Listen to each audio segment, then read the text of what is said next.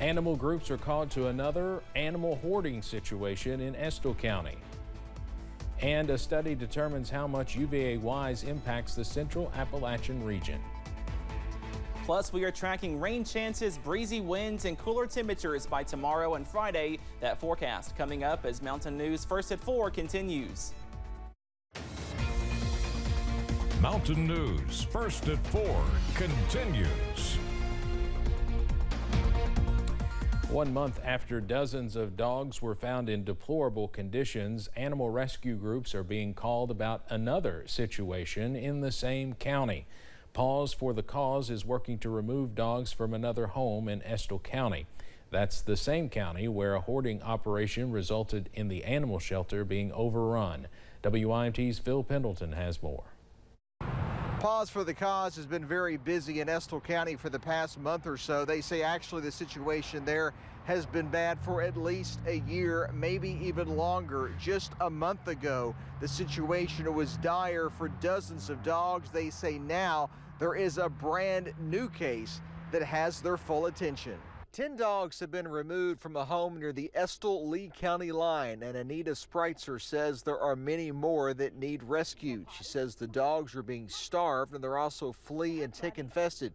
She says police are investigating and is hopeful charges will be filed soon. It comes just a month after more than 70 dogs were seized from another home, and that person was charged with animal cruelty. The current case started with a phone call late Friday night. And it was really heartbreaking to see dogs in that kind of shape. And the skinniest dogs, of course, are the ones that are the weakest, so they're not going to get the food as much as the bigger, stronger ones are. The Estill County Animal Shelter is asking for donations. They need dog food. They need both dry and wet dog food. They also say they need canned pumpkin and plain yogurt. Those items are used to nurse malnourished dogs back to health. Phil Pendleton, WYMT Mountain News.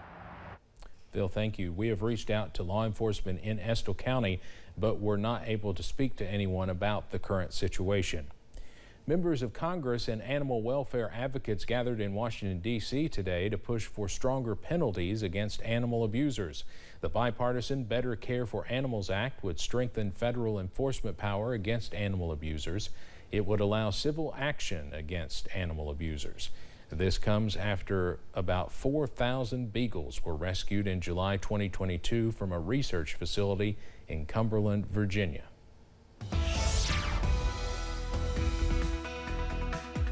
The weather is awesome across the mountains on your Wednesday. We are dry under some sunshine, also some better temperatures today. We are close to average. Here's a live look from the WYMT studio. And again, hardly a cloud in the sky today. That temperature is 64 degrees. We should be in the upper 60s, so we are close to average on your Wednesday. 63 for Pikeville, 66 in Clintwood, 66 also in Somerset, and up to 68 in Manchester at this hour. Up on the radar, we are dry thanks to high pressure, but notice back to the west, we are tracking an upper level low, also a cold front over Missouri, also Iowa and Kansas, and that will continue to march off to the east as we go into your Thursday. Also on Friday, so that means those rain chances going to go up for the second half of your work week.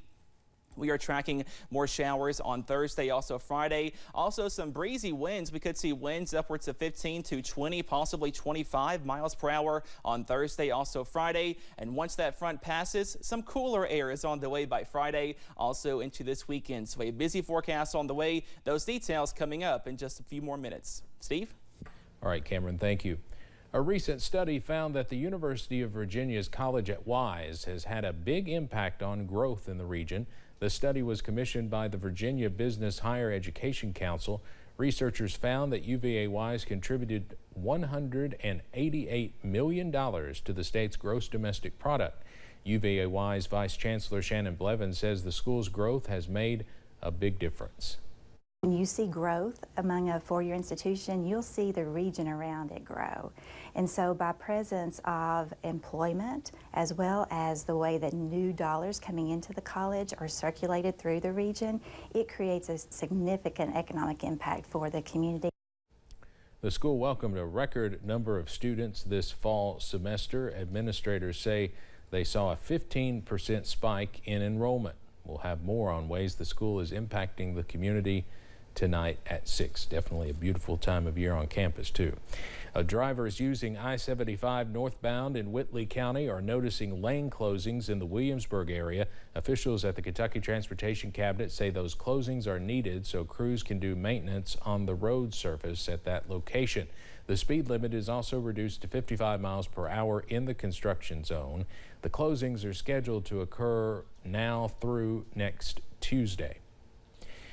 On our nation's roadways, teenagers are at the highest risk of being involved in a fatal crash. But CBS's Danya Backus reports on a new study showing that risk appears to be dropping. Teenagers were behind the wheel of these two pickup trucks when they crashed in Oklahoma 10 months ago. Police say one truck swerved into the other, leading to a collision that killed a passenger. Crashes with young drivers are common, but new data shows signs of improvement. The study from the Governor's Highway Safety Association found fatal accidents involving drivers under 21 dropped 38% from 2002 to 2021. At the same time, deadly crashes among drivers 21 and older rose 8%. We were very, very surprised. Pam Shadle-Fisher authored the report. We are absolutely encouraged by it, and we think we've been doing the right things to get there. Fisher says a major reason for the drop is changes to how teens get a license.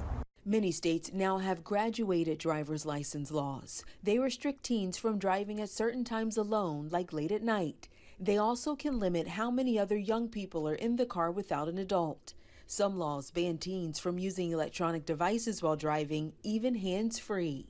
Another possible factor, many teens are waiting to get a license.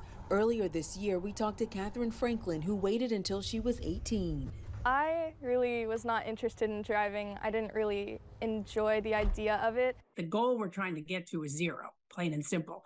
We don't want any young person to be injured or killed in a crash. Fisher believes more driving education programs and an expansion of graduated licenses can put young people on the road to fewer traffic deaths. Danya Backus, CBS News, Los Angeles. Deadly traffic accidents among all drivers rose during the pandemic, but are now starting to fall. Coming up on First at 4, new numbers indicate how much more costly health insurance is now versus last year. And enjoy the calm weather tonight because change is on the way by tomorrow. Those details coming up.